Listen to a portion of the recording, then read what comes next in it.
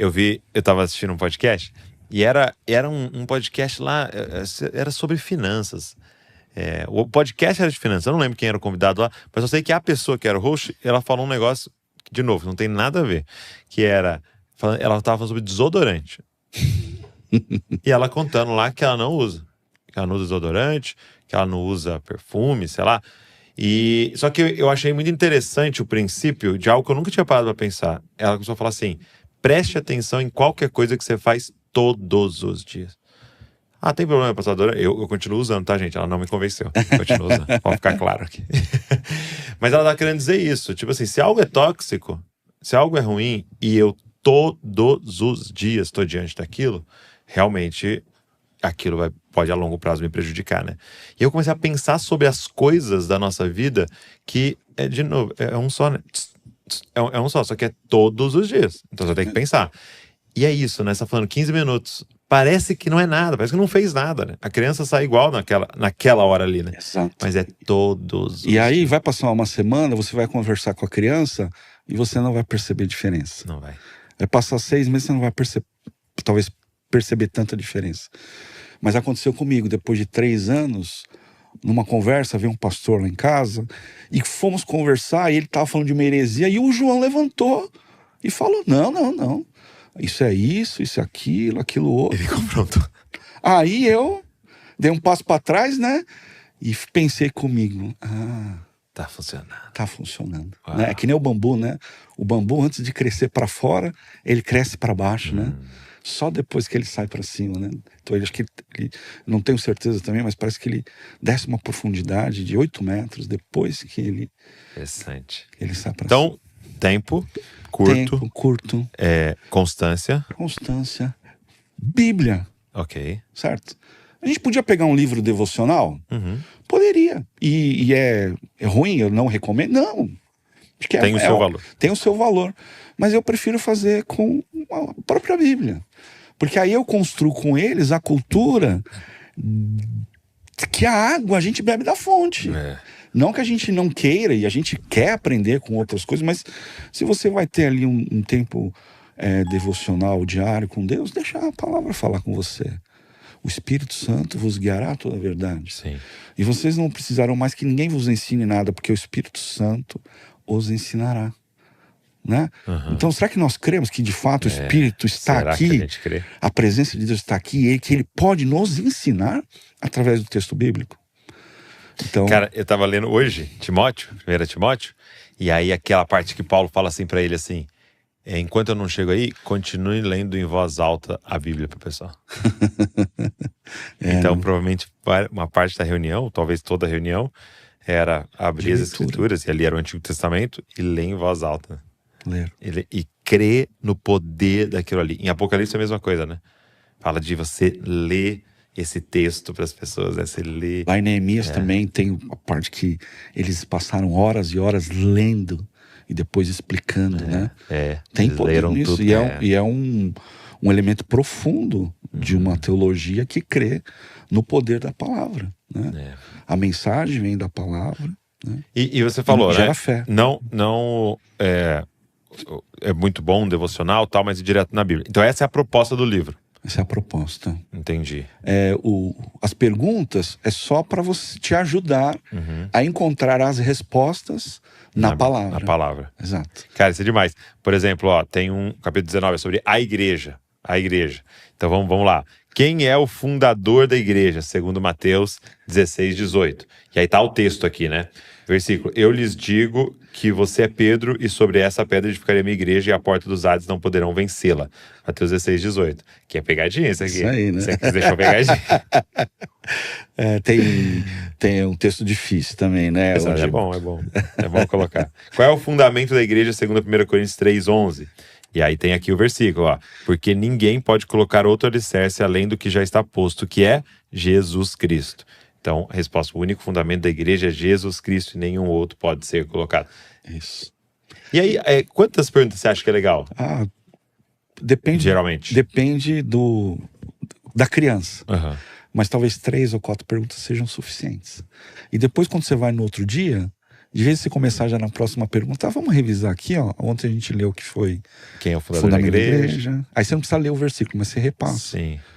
Aí depois... Vamos pro próximo. Isso, porque aí você vai ajudando a reter, né? Seu filho vai virar um teólogo aqui, ó. Teólogos da mesa. Ó. É simples, né? Simples. Mas é profundo. Eu aprendi, quando eu me converti, eu aprendi assim, né? Lá na igreja onde eu participava, tinha um estudo onde era desse jeito. Era de perguntas e respostas? Exato. E eu fiz isso, foi maravilhoso. Tem um livrinho até em casa hoje. Deixa eu pensar sobre oração. Eu vou lá no meu livrinho, sabe? E eu, olha aqui, entendeu? E isso sempre me ajudou. Eu uso na minha igreja. Essa semana, por exemplo, fazendo discipulado com uma família, né? Um filho se converteu, inclusive, nessa semana. Eu fiquei muito feliz que ele se dispôs a se entregar para Jesus. Mas nós estávamos na lição do Espírito Santo, fazendo pergunta e resposta. Eu vou lá, a família fica lá, faz o estudo durante a semana, e depois eu vou lá e converso com eles sobre as perguntas e respostas que eles fizeram. É uma família, um casal e 2 filhos. Uau! Né? E com simplicidade. E por que é tão poderoso esse perguntas e respostas? Por que assim e não... Deixa eu te dar uma aula aqui. Porque quando você pergunta, você põe a pessoa para pensar. Quando eu falo para você assim, olha, o fundador da igreja é Jesus Cristo. Acabou. Uma afirmação. Você não teve um processo intelectual, teve? Não. Mas quando eu falo, quem é o fundador da igreja? Opa, você já me pergunta, peraí, quem é? E isso, então, internamente começa a exercer ali uma função. Deixa eu procurar a resposta. Essa é uma outra coisa, você vai pesquisar. Okay. Quando você encontra, a resposta é sua, não é minha. Faz sentido? Sim, sim. E isso vai solidificando, né? Solidificando. Por isso que quando eu converso com meus filhos, eu pergunto para eles, né? O que é tal coisa? E deixo lá, às vezes o Natan faz assim. Porque põe a outra pessoa para assim, a cachola para funcionar. Né? Porque a pergunta ativa, né? Ativa. A pergunta faz seu cérebro ter que ligar. Ali, você aprendendo, você pode até ficar meio passivo ali, só deixa eu decorar isso aqui, Jesus é o fundador. Agora, quando você faz uma pergunta ativa, né, você tem que... Cara, por exemplo, lá na nossa igreja, curso de batismo, curso de membresia, é assim. As apostilas, pergunta e resposta. Só que não tem as respostas, né?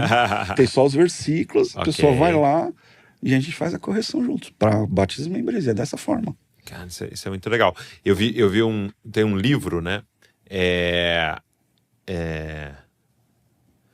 Tem um livro que cara, uma coisa de liderança, liderando com perguntas. Leading with questions. E ele fala uma coisa interessante, essa frase eu gravei, né?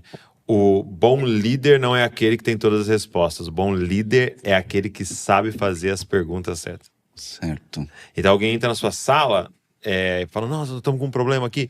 Tal, não faz isso. Ele fala, o que vocês acham? O que vocês pensaram? Quais são 3 opções?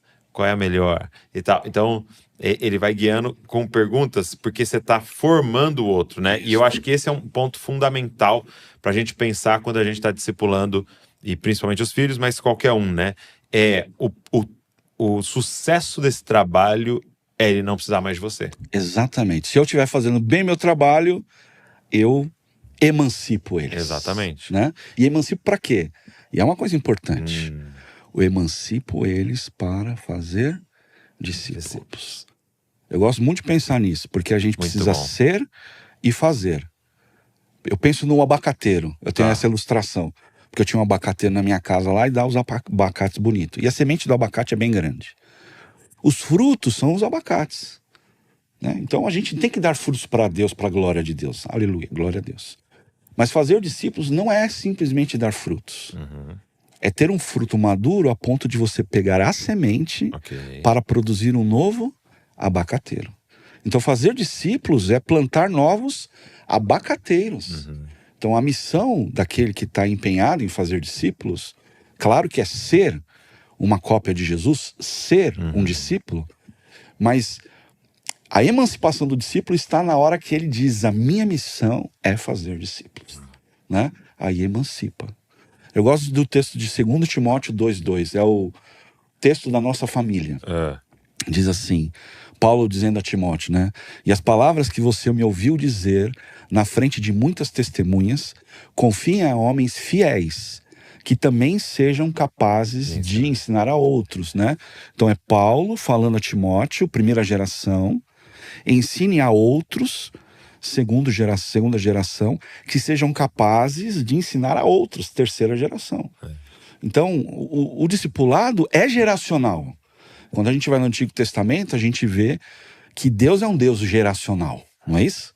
Mas agora ele nos chama para ser geracional, sim, na família, com o desafio de ensinar os nossos filhos, né? Efésios 6:4 diz, pais, não irritem seus filhos, mas os ensinem na instrução e no conselho do Senhor. Então há uma missão do pai, expressa, clara, mas a geração agora não é só de sangue humano, mas é pelo sangue de Jesus. Então nós também precisamos ter filhos, netos, bisnetos, né? E lançar as sementes para que novos abacateiros nasçam, para que tenham abacates, mas tenham novos abacateiros. E é legal assim para você que está aqui nos ouvindo, colocar esse elemento no discipulado desde o início, né? De que, olha, você vai cuidar de outros, né? Talvez não agora, você ainda está imaturo, está aprendendo, mas saiba. Eu tenho uma brincadeira assim que eu falo o seguinte, como que o mundo chegou a... São 7 bilhões ou 8 bilhões? 8 bilhões. 8 bilhões. Como que o mundo chegou a 8 bilhões de pessoas? A gente não tem como culpar ninguém, não tem como chegar e falar assim, aquele cara teve 200 mil filhos. Ninguém teve 200 mil filhos. Então, um cara muito assim teve 10, tá? E tem 8 bilhões. Mas por quê? Porque todo mundo teve 3, 4. Todo mundo teve 2, 3, 4 e tem 8 bilhões. Aí eu falo assim, qual foi a estratégia que a gente usou? E que a gente não percebe. Boneca. Como assim? Ué, sua filha nasceu. Ela não sabia nem andar direito. Você deu uma boneca. Você deu o que pra ela? Uma boneca. Um bebê pra ela segurar. Certo. De plástico. Porque ela ainda não tinha responsabilidade suficiente. Mas você tava dizendo, né? ó, você tá de fralda. Mas você nasceu por uma coisa. Entendi. Pra gerar. Pra ser mãe, pra cuidar de outro. Pra cuidar de outro. Pros meninos, geralmente a gente deu uma espada, deu alguma coisa, você não sabe nem andar, mas você nasceu para proteger, você nasceu para justiça, você nasceu para cuidar de uma casa, para caçar. Então, você vê que é essa boneca que tá plantando no coração daquela criança ainda, que ela é mãe. E no caso de menina é muito doido, porque a menina nasce com todos os óvulos. Olha isso, todos os filhos dela estão dentro dela. Ela nasce, né? Então, é o discípulo de Jesus, né? Então, no discipulado, é assim, nós estamos aqui nas primeiras lições. Deixa eu te falar uma coisa. Você não pensa em mar morto, não, que eu vou ficar entregando tudo pra você aqui. Vai acabar isso aqui. Isso aí. E eu tava lendo um livro que o cara falava, Jesus era um rabino, né? Jesus era um mestre, era um professor. E ele chamou discípulos. Então, tinha essa dinâmica, era muito comum em Israel, né? Tinham rabinos e seus discípulos que andavam atrás dele ali, né? Que era meio que uma faculdade, né? E aí Jesus chama os seus discípulos, né? Que é uma inversão interessante, porque na época todos os rapazes lá iam atrás de um rabino e pedia para ser, e ele negava, e era super difícil. Esse rabino não, ele vai chamando os outros. Ele que vai falando, chamando os outros. E ele abre para todo mundo, na verdade, né? Quem quiser ser meu discípulo. É lógico que ele dá o preço, né? E aí ele tem aquele monte de jovens ali seguindo ele e aprendendo com ele, né? E é interessante que eu li no livro, Preparando o Caminho? Praticando o Caminho. Ele fala um negócio interessante, que na época, como é que era a formatura de um discípulo? Era quando esse mestre virava para ele e fala, agora vai e faça discípulos. Interessante, né? Era a formatura, agora continua. Agora encontra outros jovens no caminho e fala, siga. E você está falando, eu me lembrei de uma coisa aqui, que lá em Gênesis, né, nós somos criados à imagem e semelhança de Deus, e Deus nos deu uma missão de multiplicar.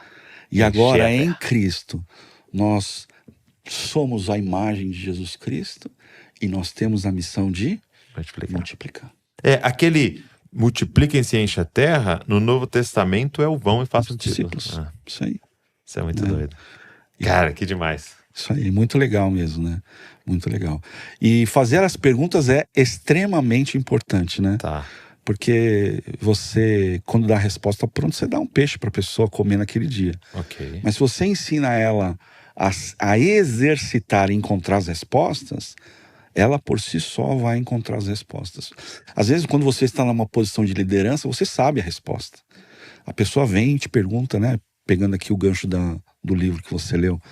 Você tem a resposta, mas se você só der a resposta para ela, você vai resolver o problema dela, mas você não vai ajudar na formação dela. E o líder tem que pensar na formação, não tem que pensar só na resolução dos problemas do seu discípulo, né? Uhum. Para crescer, para de fato emancipar, né? É, porque senão ele vai ficar dependente de você o resto da vida, né? Ó, Exatamente. ele é meu guru, ele tem as respostas. Isso. Não, não, não, não, não. E muitos pastores, eu acredito, Douglas, que fazem isso, inclusive. E eu acho que se a gente estiver fazendo bem o nosso papel, como líderes, pastores, a igreja não vai precisar da gente. É. Né? Líder inútil. É, Nosso sucesso é nos tornarmos líderes inúteis. isso mesmo. Porque se a turma tá apta, suficiente a andar com as suas pernas, a gente fez bem a nossa missão. Podemos até para outro lugar para começar de novo. Né? Isso é de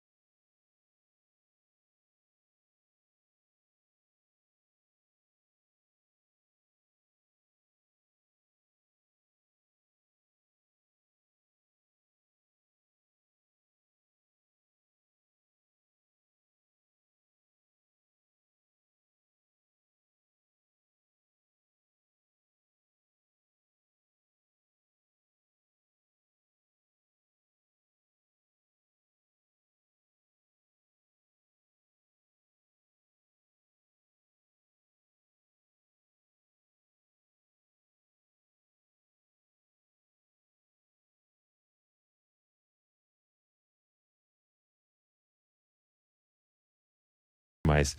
Qual foi, assim, nesses 3 anos de forma sistemática que você estava fazendo, o que você começou a perceber que vai gerando nos filhos, assim? Olha, eu percebi coisas simples. Tá. A leitura é muito importante.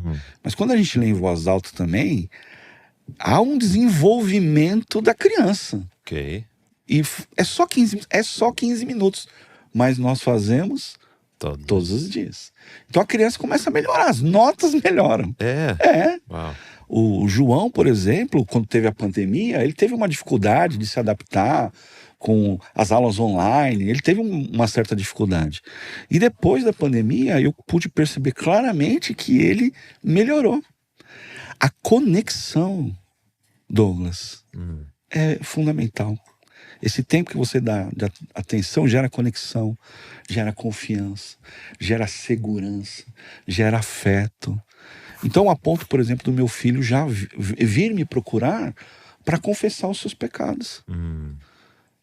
Assim, né? O que a gente vai, numa atitude dessa, como a gente vai responder? Muito bom. Acho que não tem maior êxito de receber o filho vindo confessar. Por quê?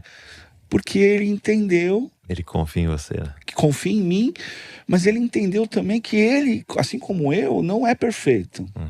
E ele está vindo aqui confessando, e a gente tem a grande oportunidade de pregar o evangelho nesse momento, não é o momento de descer o cacete, né? Mas é a grande oportunidade de pregar o evangelho para os nossos filhos, é no momento dos erros. Eu lembro uma vez que a gente estava almoçando, eu, o Natan e o João. E estamos almoçando no restaurante. E o Natan, daqui a pouco, Douglas, começou a chorar copiosamente. Copiosamente. Falei, Natan, o que foi?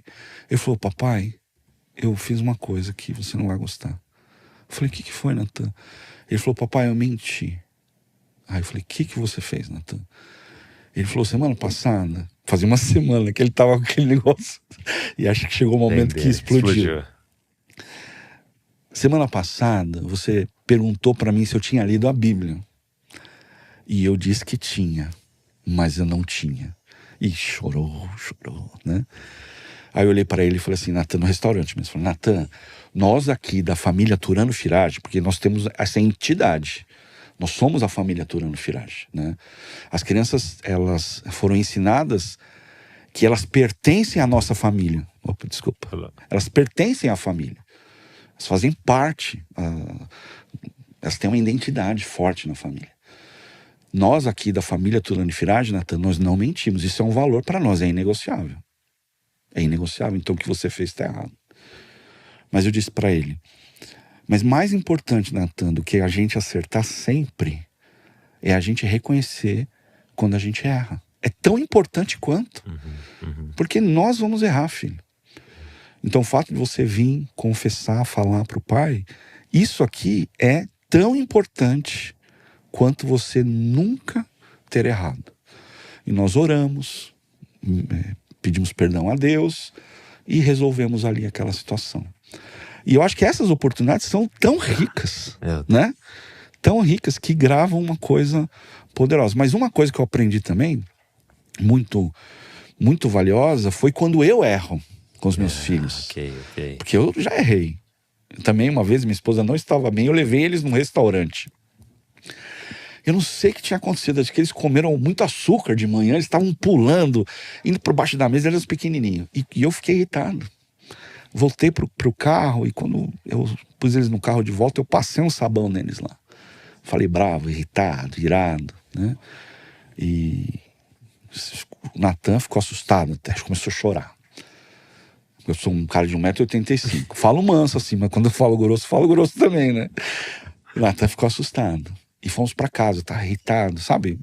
Eu não sei se você fica irritado, eu fico às vezes, né? E aí voltei pra casa, tudo. O Espírito Santo foi ali tratando comigo, me convencendo do meu erro também. Aí eu pus lá os dois sentados, né? E falei, olha, papai falhou. Eu não tinha liberdade para fazer o que eu fiz com vocês. Tá errado o que eu fiz, eu quero pedir perdão para vocês, né? E, enfim, nós nos acertamos. Mas quando o pai também confessa suas falhas para os seus filhos, ele mostra para os seus filhos que ele é o primeiro que precisa de Jesus Cristo para perdão, para restauração. Sim. E esse é o Evangelho. O Evangelho não é um bando de pessoas perfeitas, prontas. Não, mas é um monte de pessoas que precisam desesperadamente de Jesus Cristo, né? Por conta das suas falhas. Quanto mais próximo de Jesus, mais a gente percebe as nossas falhas. Não é verdade? Sim. Porque é isso, né? Você tá fascinado pela beleza dele, mas você começa a perceber quão distante nós estamos e que a gente precisa de transformação profunda, né? Agora, você entrou nesse assunto do evangelho e essa pergunta aqui.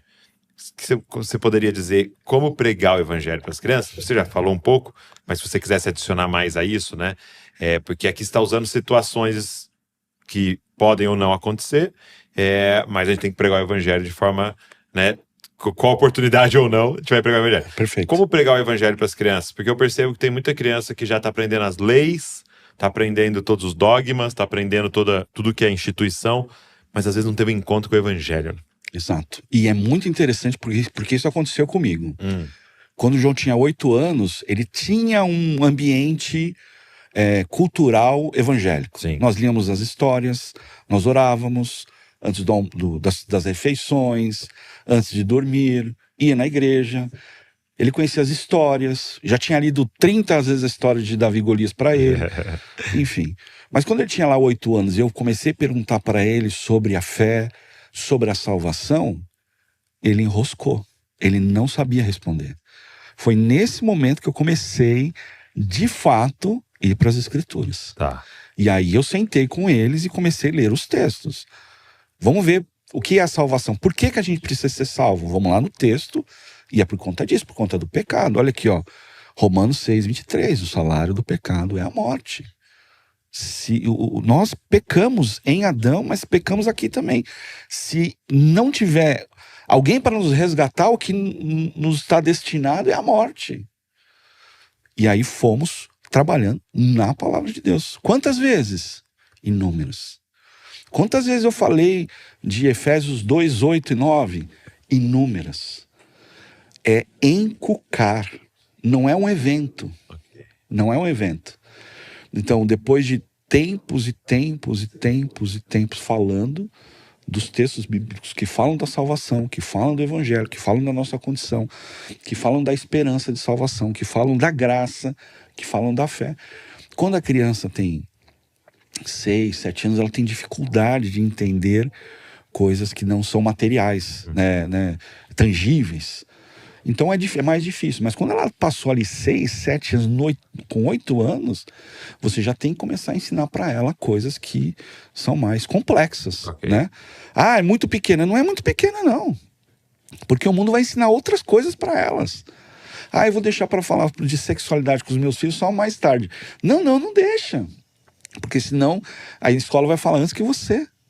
Então, assim, a gente não acredita que a gente tenha que... Deixa eu pegar uma palavra aqui. Não é ter cuidado, mas... assim que a criança começar a ler, eu acho que a gente tem que introduzir as escrituras. Sim. Entendeu? E explicar. No começo vai ser mais difícil. O que é esperança, pai? Que cor que é? Tem sabor? Né? É mais difícil. Mas com ilustrações. A ilustração ajuda muito. Né? Ajuda muito. Você explicar, por exemplo, que... Por exemplo, você vai falar da salvação. Aí você fala para o seu filho, filho, nós estamos aqui condenados à morte. O que diz lá em João 3,17? Jesus diz assim, olha, eu não vim para condenar o mundo, mas eu vim para salvar. Por que ele não veio para condenar, filho? Porque o mundo já está condenado. Pensa assim, nós estamos num avião, o avião está caindo. Qual que é o destino do avião? A morte. Então, o que Jesus está falando é como se o mundo fosse um avião, a gente está dentro do avião. Ele não veio condenar o mundo, porque o mundo já está nesse... É só questão de tempo. Quem não crê já está condenado. Então o que Jesus veio fazer? Ele veio trazer um paraquedas para a gente sair desse avião. Uau. Entendeu? E aí, ele é a nossa salvação. Jesus, então, nessa ilustração, é como se fosse ele não é um paraquedas, certo, filho? Ele é o Senhor dos senhores, o Rei dos reis, mas é só a ilustração para você entender que é ele, que quando a gente se agarra nele, é ele que nos tira desse avião que está caindo. Então as ilustrações também são muito poderosas, né, para ensinar os nossos filhos. Ilustrações dinâmicas, né, enfim. Agora, eu acho que o maior problema e desafio do que você está nos trazendo, porque tem uma parada, quando eu percebo assim, quando eu tenho que explicar para uma criança algo, é que é o teste se eu realmente entendo aquilo. Não é não? Quando a gente tem que falar para criança, para adolescente, que é um teste para nossa... Eu sei isso daqui, né? Porque parece que quando tu dá umas enroladas, usa umas palavras lá e tal. Mas quando você vai falar pra criança, esmiuçar ali na simplicidade que você fala. Então, o grande desafio é que o pai tem que estar, a mãe tem que estar cheia da palavra de Deus, né? Sim. Tem que ter entendido o evangelho, tem que ter entregue sua vida ao evangelho, né? E tem que estar vivendo a partir do evangelho e tem que estar lendo a Bíblia, né? E tem que estar comendo da palavra, porque palavras convence, mas o que arrasta é o exemplo, né? Exatamente. Até tem um capítulo no livro que eu escrevo, né? O que vai discipular seus filhos? Estilo de vida ou instrução verbal? Porque tem aquela frase que diz assim, né? Pregue o evangelho... pregue o evangelho, se necessário. Com palavras. Eu não subscrevo essa falácia, né, de maneira nenhuma. As suas atitudes têm que ser coerentes com aquilo que você prega. Mas o evangelho é uma mensagem que precisa ser anunciada, pregada, né? A salvação, ela é um ato sobrenatural de Deus que acontece mediante a pregação do evangelho. Fé vem pelo ouvir e ouvir a palavra de Deus. Nós precisamos pregar. Então, é claro que a gente tem esse desafio, né, de ensinar, principalmente para as crianças, e é um desafio transformar aquilo que às vezes é complexo em algo simples, para que a criança possa entender, e é um desafio. Mas o texto que marca a minha vida é Esdras 7:10.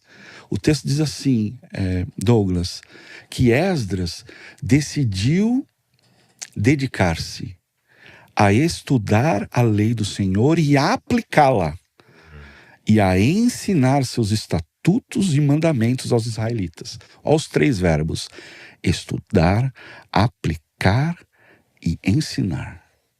Como é que você vai ensinar sem viver? Você não vai ensinar. Como é que você vai viver sem conhecer?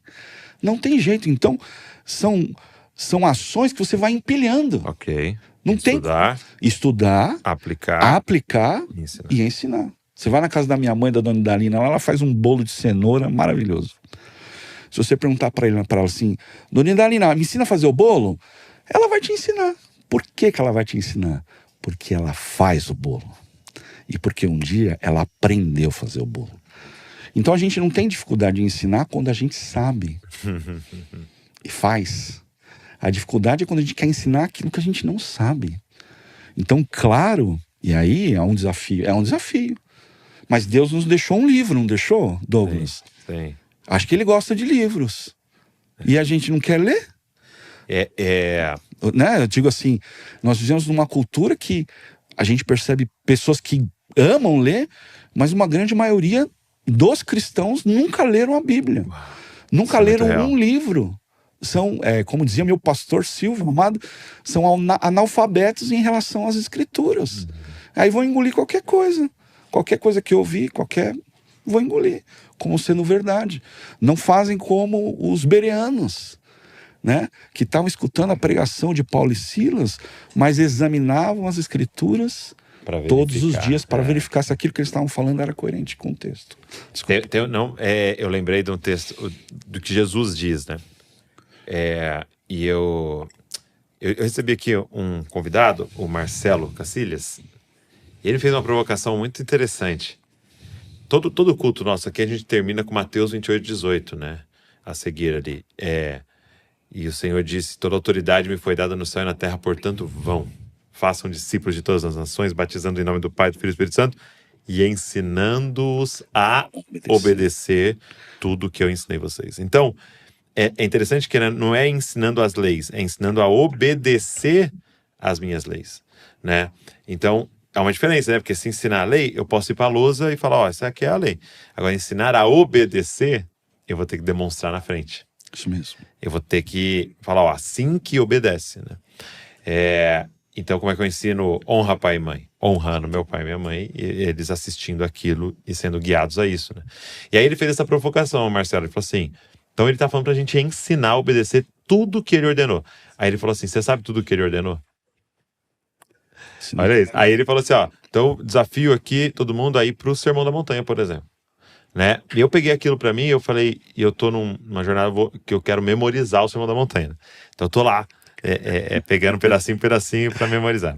Pra guardar, vamos no literal, né? Vou guardar no meu primeiro coração. Tessalonicenses. O livro? O livro. Uau. Sei lá, faz uns 10 anos atrás. Foi maravilhoso. Então, é muito bom, porque tá lá na sua cabeça, né? E aí você falando, eu lembrei que ele diz, não pense que eu vim revogar a lei dos profetas. Eu não vim para revogar, eu vim para cumprir.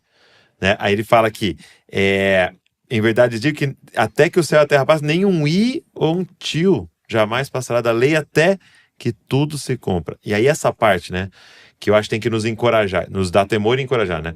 Ele fala, aquele, pois, que desobedecer, né, ou desonrar um desses mandamentos, ainda que dos menores, e ensinar outros a fazer o mesmo, será considerado mínimo no reino dos céus. Mas aquele, porém, que os observar e ensinar, será considerado grande no reino dos céus. Então é esse processo, né, de Esdras está falando, né? Aquele que obedecer, primeiro ali, e ensinar outros a fazer, vai ser considerado grande no reino dos céus. Então tem homens e mulheres grandes no reino dos céus. Quem são eles, né? O critério de sucesso vai ser surpreendente, né? Vai ser surpreendente. Porque critério de sucesso não é número de seguidores, não é membro da igreja, é fidelidade, é o quanto que Jesus tem de nós, né? Mas, Douglas, você estava falando aqui, me lembrei que eu comecei a falar de estilo de vida e instrução verbal e perdi aqui. Mas é exatamente isso. Porque a gente Porque a pergunta você falou, né? Qual que é mais importante? Mais que é o que é importante? São os dois. Tem que andar junto. Né? Se não andar junto, não acontece. Então, como é que você vai ensinar os seus filhos a orar? Orando com eles. Como é que vai ensinar a honrar? Honrando. Como é que você vai ensinar os seus filhos a amar a palavra de Deus? Amando. Como é que você vai ensinar os seus filhos a ler a palavra de Deus? Lendo. Claro que você pode ajudar ele, ler junto com ele, mas eles têm que ver você lendo. Porque isso vai ser o modelo que ele vai seguir, né? O primeiro modelo que o filho vê de Deus é o pai. O pai, os pais, né? Os parentes aqui, né? Os seus pais. Então, quando eles olham e percebem, eles vão copiar aquilo. É instintivo isso. E sabe um negócio que, por exemplo, era um grande temor, né? Pra todo mundo tá aqui. Ouça o que eu vou te falar. Provavelmente, seus filhos vão tratar você como você trata os seus pais. Então, eu nunca vou lá visitar, eu nem ligo pra eles e direto falo mal dos meus pais aqui em casa. A vovó também é uma chata. Se prepare. Você tá ensinando. Você tá dando a cartilha, ó. Com pais mais velhos, você lida assim. E é interessante que quando a gente se torna pai, na nossa trajetória, tem momentos que a gente vai se pegar fazendo as mesmas coisas que os nossos pais. Muito doido. Né? Coisas boas e coisas ruins. E contemplação é muito forte, né? Aí você, peraí, isso aqui... Da onde eu tô... Por que eu tô fazendo isso? Mas você tá repetindo uma coisa que você aprendeu e tá no seu subconsciente lá. Então pensa, o marido, você que tá aqui que é marido, a forma que você trata a sua esposa, o seu filho tá observando e é muito provável que ele vai repetir com a esposa que ele terá no futuro. E sua filha tá observando e ela vai tratar como normal arrumar um homem como você. Então, se você é violento nas palavras, se você é violento nas suas atitudes, ela vai arrumar alguém que é assim com ela e ela vai falar, acho que tá tudo bem. Meu pai era assim, né? Isso aí. Então isso é muito sério, né? Muito sério. Construir uma cultura... Estilo de vida e instrução verbal. Porque também o estilo de vida é importante, mas tem que falar a palavra. Muito bom. Né? Deuteronômio 6, fale a palavra ao levantar, ao deitar, ao andar. Cara, que poderoso. Isso aqui pode armar uma revolução, hein, Ricardo? Pode. Deus colocou algo no meu coração, Douglas. cara. A gente sempre fala muito das profecias dos últimos dias, mas e a profecia de Malaquias? Que diz que nos últimos dias a gente vai ter o espírito de Elias, e o coração dos pais vão se voltar aos filhos, e o coração dos filhos se voltar aos pais. É essa mensagem que Deus tem queimado no meu coração, né? Às vezes eu tô cansado de gravar, porque fazer o devocional só com os meus filhos é uma coisa, gravar, editar e postar é outro, dá um trabalho. Mas o que me move a fazer isso é que eu sei que algum pai, alguma mãe tá olhando para o que está servindo de inspiração para ela fazer igual. E eu creio que Deus vai ainda, nesses últimos tempos, se mover com isso. Vai trazer esse espírito de paternidade, sabe? Os pais vão experimentar uma transformação, vão tirar um pouco dessa casca. Muito pai violento nas palavras, pais que não têm afeto. E vão se voltar aos seus filhos, e os seus filhos vão se voltar aos pais. Assim como Deus fez por nós, né? Na revelação do Novo Testamento, a gente estava perdido. Ele se voltou, veio atrás dos filhos, agora nós como filhos nos voltamos a Ele. E eu acredito que isso ainda está para acontecer antes daquele dia, diz o texto, né? Em Malaquias. Então eu creio nisso. Tem guerras, rumores de guerras, fome, tem sinais. O evangelho vai ser pregado em todas as nações, para toda criatura. Amém, são sinais.